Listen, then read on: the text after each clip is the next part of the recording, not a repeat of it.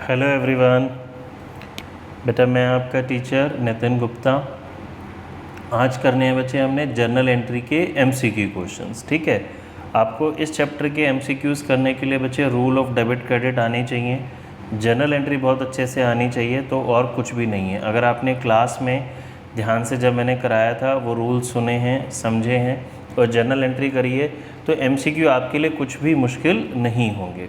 ठीक है, चलिए शुरू करते हैं बच्चे। देखिए पहला हमारा हम कर रहे हैं जी बेस्ट ऑल्टरनेटिव वाले क्वेश्चंस, 4 ऑप्शंस वाले। Double entry system means recording of each transaction in 2 sets of books. ध्यान से पढ़ेंगे बच्चे। Entry of 2 aspects of every transaction, 2 aspect her transaction के। 2 entries in 1 set of book और एंट्री इन 2 रियल अकाउंट्स। तो बच्चे मेरा आंसर क्या होगा यहाँ पे? Answer number B. एमसीक्यूज़ में मैं आपको बार बार बोलता हूँ बच्चे, चूज़ द बेस्ट ऑल्टरनेटिव में आपको सारी ऑप्शंस थरली रीड करनी है और बहुत अच्छे से समझ के आंसर करना है। देखिए आप ध्यान से देखेंगे तो ये यहाँ पे बेस्ट ऑल्टरनेटिव है, सही है। जो कि सही क्या है, ये कहता है दोनों एस्पेक्ट रिकॉर्ड करेंगे हर ट्रांजेक्शन के। 2 बुक में रिकॉर्ड करना ज़रूरी नहीं है, 2 एस्पेक्ट रिकॉर्ड करना ज़रूरी है। Journal is a book of original entry, final entry, cash transactions, non cash transactions. तो journal is a book of original entry. Outstanding salary is a personal, real, nominal, all of the above. बच्चे outstanding salary कौन सा होता है? Personal account होता है। ये हमने क्लास में बहुत अच्छे से डिस्कस करा हुआ है। किसी बच्चे को अगर बेटा इसमें डाउट हो रियल, नॉमिनल, पर्सनल में, तो उसकी वीडियो भी अपलोडेड है यूट्यूब पे, आप उसको पहले वो देखेंगे बहुत अच्छे से, फिर इस क्वेश्चंस को करेंगे। Prepaid expense is a personal, real, nominal या ऑल ऑफ दी अबव। तो प्रीपेड एक्सपेंस कौन सा हो गया बच्चे? हमारा पर्सनल अकाउंट होता है ये भी। Goodwill is personal, real, nominal, none of the above. तो गुडविल होता है बच्चे क्योंकि हमारी एसेट्स होता है तो real account. Which of the following is real account? तो आपको पता होना चाहिए बच्चे रियल अकाउंट्स कौन से हमने पढ़े थे। Which are related to tangible और intangible assets of the firm. Salary real नहीं होता, नॉमिनल होता है। डेटर पर्सनल होता है। एक्सपेंसेस नॉमिनल होता है।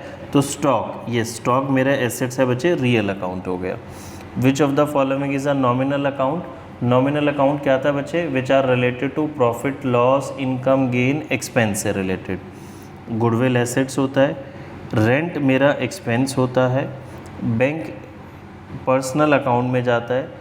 डेटर भी पर्सनल में जाता है। तो बच्चे यहाँ मेरी आंसर क्या हो गई? Rent account. Drawings is a personal, real, nominal, none of the above. बच्चे जो ड्राइंग्स है हमारा ओनर से रिलेट करता है और ओनर का अकाउंट होता है कैपिटल अकाउंट, वो भी पर्सनल होता है। तो ड्राइंग अकाउंट भी मेरा कौन सा अकाउंट है? Personal account. Capital account is natural personal, artificial personal, representative personal, all of the above.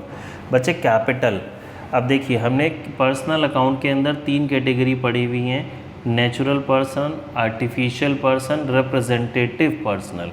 याद है बच्चे? तो कैपिटल मेरा कौन सा हो गया इसके अंदर? नेचुरल पर्सन हो गया बच्चे, जो बिजनेस का ओनर होता है। Debit word comes in, credit word goes out is the rule of. ये किसकी रूल होता है बच्चे? रियल अकाउंट की रूल होता है। Debit word comes in, credit word goes out. देखिए बच्चे आगे आते हैं। Rule of debit the receiver and credit the giver is related to. Debit the receiver and credit the giver is related to personal account. Outstanding expense is a, देखिए पहले तो आपको पता होना चाहिए पर्सनल तो है, अब वो मुझसे पर्सनल में पूछ रहा है आर्टिफिशियल पर्सनल है, रिप्रेजेंटेटिव पर्सनल है, नेचुरल पर्सन है। तो ये कौन सा हो जाएगा बच्चे? Representative personal. हमने क्लास में ये पढ़ा हुआ है। आर्टिफिशियल पर्सन हो गया बेसिकली बच्चे जो कंपनी का, बिजनेस के नाम को रिप्रेजेंट करता है। ये नेचुरल ह्यूमन बीइंग को रिप्रेजेंट करता है। और ये हमारा आउटस्टैंडिंग एक्सपेंस, प्रीपेड एक्सपेंस, जो किसी पर्सन या ग्रुप ऑफ पर्सन को रिप्रेजेंट करता है। तो रिप्रेजेंटेटिव पर्सनल अकाउंट वो होता है। Rule of debit the expense and losses and credit the income and gains applies to nominal account. Example of personal account, देखिए सेल्स पर्सनल होता है, नहीं nominal. Goodwill real, interest nominal, accrued interest ये personal होता है बच्चे। याद करो बच्चे, हमने पढ़ा था अगर किसी भी नॉमिनल अकाउंट के आगे, किसी भी नॉमिनल अकाउंट के आगे लाइक रेंट है, सैलरी है, इंटरेस्ट है, डिस्काउंट है, इसके आगे एक्रूड, प्रीपेड, आउटस्टैंडिंग वर्ड लग जाए, ठीक है, तो ये क्या बन जाएगा हमारा personal account. Example of natural personal, natural personal मतलब बच्चे जो human being made by God उनको रिप्रेजेंट करता है। बैंक नहीं, आउटस्टैंडिंग रेंट नहीं, ड्राइंग्स दिल्ली यूनिवर्सिटी, तो यहाँ पे कौन सा होगा बच्चे ड्राइंग्स, क्योंकि ड्राइंग्स किसको रिप्रेजेंट करता है, कैपिटल को। कैपिटल मीन्स ओनर की बात हो रही है, और ओनर एक ह्यूमन बीइंग है, natural made by God person है। Example of artificial personal, capital account, debtor account, bank account, prepaid expense account. बच्चे ध्यान से बताएंगे इसमें कौन सा मेरा आंसर हो गया, इसमें बच्चे मेरे पास आंसर हो गया bank account. Capital natural personal, debtor natural personal, bank artificial personal हो गया, और प्रीपेड तो अभी हमने डिस्कस करा रिप्रेजेंटेटिव पर्सनल हो गया। एग्जाम्पल ऑफ रिप्रेजेंटेटिव पर्सनल, बच्चे रिप्रेजेंटेटिव पर्सनल मीन्स जो किसी पर्सन या ग्रुप ऑफ पर्सनस को रिप्रेजेंट करते हैं। एक्रूड एक्सपेंस, यस ये होता है। प्रीपेड एक्सपेंस, ये भी होता है। एक्रूड कमीशन, ये भी होता है। तो मेरा आंसर क्या हो गया बच्चे, ऑल ऑफ दी अबव। देखिए मैंने भी बात की थी, अगर एक्सपेंस, कमीशन, रेंट, इन किसी के भी आगे कोई सफिक्स या प्रीफिक्स ऐड हो जाता है, हमने क्लास में डिस्कस किया हुआ है, प्रीपेड, एक्रूड, कोई भी वर्ड लग जाता है तो ये किस क्या बन जाता है, representative personal. Purchases of goods from Raghu for cash will be credited to, हमने रघु से गुड्स खरीदे बच्चे कैश में। जब आप रघु से गुड्स खरीद रहे हैं कैश में, तो मेरी जर्नल एंट्री क्या बनेगी बच्चे, purchases account debit to cash account. तो जर्नल एंट्री ये पूछ रहा है जी किसको क्रेडिट करोगे, कैश को क्रेडिट करेंगे। इसने देखिए रघु ज़रूर ऑप्शन दी होगी, अगर आप ध्यान से नहीं पढ़ेंगे, आपने देखा जी सिर्फ नाम है, आप रघु को क्रेडिट कर देंगे तो गलत हो जाएगा। Next, purchase of machine for cash will be debited to, हमने मशीन कैश में खरीदी, तो बच्चे मेरी एंट्री क्या होने वाली है, machine account debit to cash account. तो किसको डेबिट करना है आपने, मशीन को डेबिट करना है। Cash withdrawn by the proprietor for personal use will be credited to, proprietor ने कैश निकाला पर्सनल यूज़ के लिए, तो बच्चे इसकी मेरी जर्नल एंट्री क्या होती है, drawings account debit to cash account. तो इसने पूछा जी किसको क्रेडिट करेंगे, कैश विड्रॉ किया तो कैश को। Goods taken by proprietor for personal use, अब मैं आपको अगर लिख के दिखाऊं बच्चे, गुड्स लिए प्रोप्राइटर ने पर्सनल यूज़ के लिए, तो जैसे ही पर्सनल यूज़ हो गया तो क्या हो गया बच्चे, इसको क्या बोलेंगे हम, drawings. No entries made in the books of accounts of trade discount, cash discount, discount allowed, discount receive. बच्चे हम ये भी रिकॉर्ड करते हैं, ये भी रिकॉर्ड करते हैं, ये भी रिकॉर्ड करते हैं, ट्रेड डिस्काउंट को हम रिकॉर्ड नहीं करते। तो बेसिकली यहाँ मेरा जो आंसर है वो क्या हो गया, A is my right answer, ये सब रिकॉर्ड करते हैं, ठीक है। तो यह ध्यान रखेंगे, मैंने राइट लगा दिया, बट राइट का मतलब ये नहीं है, यहाँ पे जो सॉल्यूशन है मेरा वो है ए।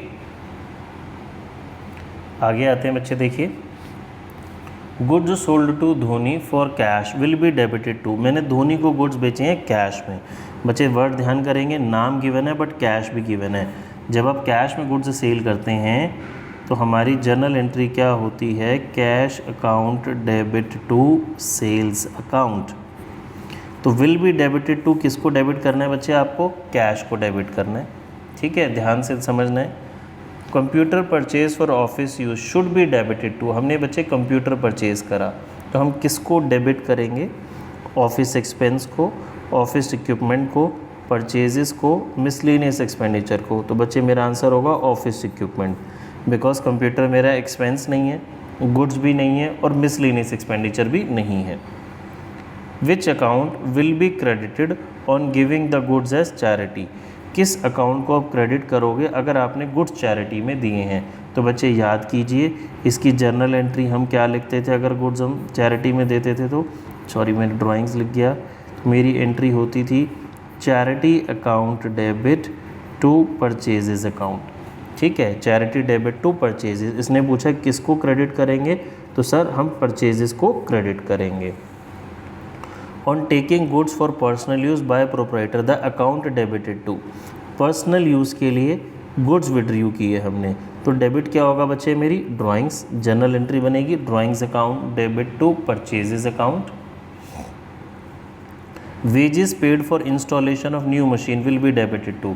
बच्चे हमने कॉन्सेप्ट पढ़ा था at the time of purchase of any fixed assets, जो भी खर्चा होता है उस एसेट्स की कॉस्ट में ऐड किया जाता है। तो मशीनरी की इंस्टॉलेशन पे वेजेस में नहीं जाएगा। जिस बच्चे को कॉन्सेप्ट नहीं पता वो वेजेस में डाल देगा, वेजेस नहीं जाएगा बच्चे, मशीन को डेबिट करा जाता है।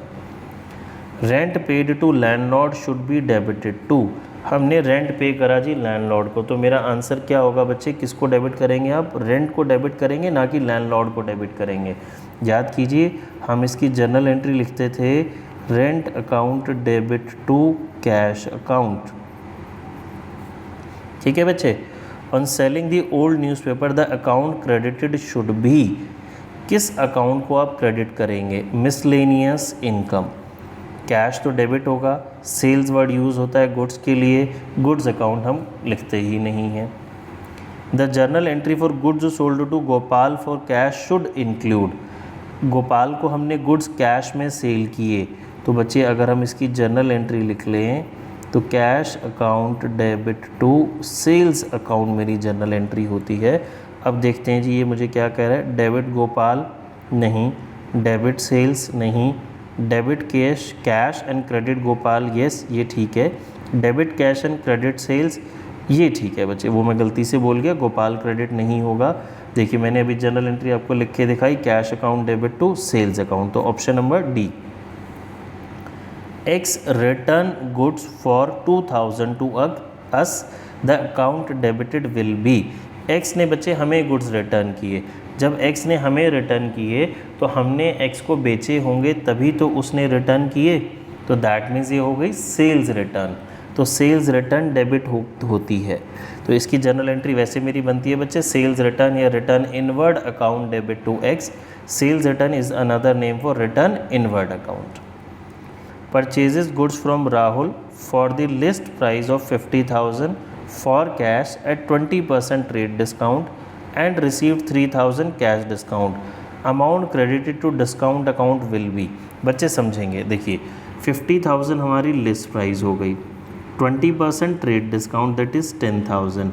ट्रेड डिस्काउंट को हम सब्ट्रैक्ट करते हैं बट शो नहीं करते, तो जो 3% का कैश डिस्काउंट है ये किसके ऊपर एप्लीकेबल होगा, 40,000 के ऊपर एप्लीकेबल होगा ना। तो जो कैश डिस्काउंट है 40,000 का 3% दैट मीन्स 1,200। ठीक है, आगे देखते हैं। On selling the goods for cash of the list price ₹40,000, 15% trade discount, 4% cash discount, cash account will be debited bye. बच्चे देखिए 40,000 के मेरे गुड्स थे, 15% ट्रेड डिस्काउंट हो गया, तो 6,000 तो ट्रेड डिस्काउंट मैंने सब्ट्रैक्ट करा, 34,000 पे पहुंच गए। 4,000 मेरा क्या हो गया जी, कैश डिस्काउंट, सॉरी 4,000 नहीं 4%, तो 34,000 का 4% हम डिस्काउंट निकालेंगे, इसमें सब्ट्रैक्ट कर देंगे, तो जो आंसर आएगा मेरे पास वो आ जाएगा जी 32,640। कितना आ जाएगा बच्चे, 32,640। इसका 4% निकाल के सब्ट्रैक्ट करेंगे तो मेरे पास 32,640 आंसर मेरा आ जाएगा। क्लियर है।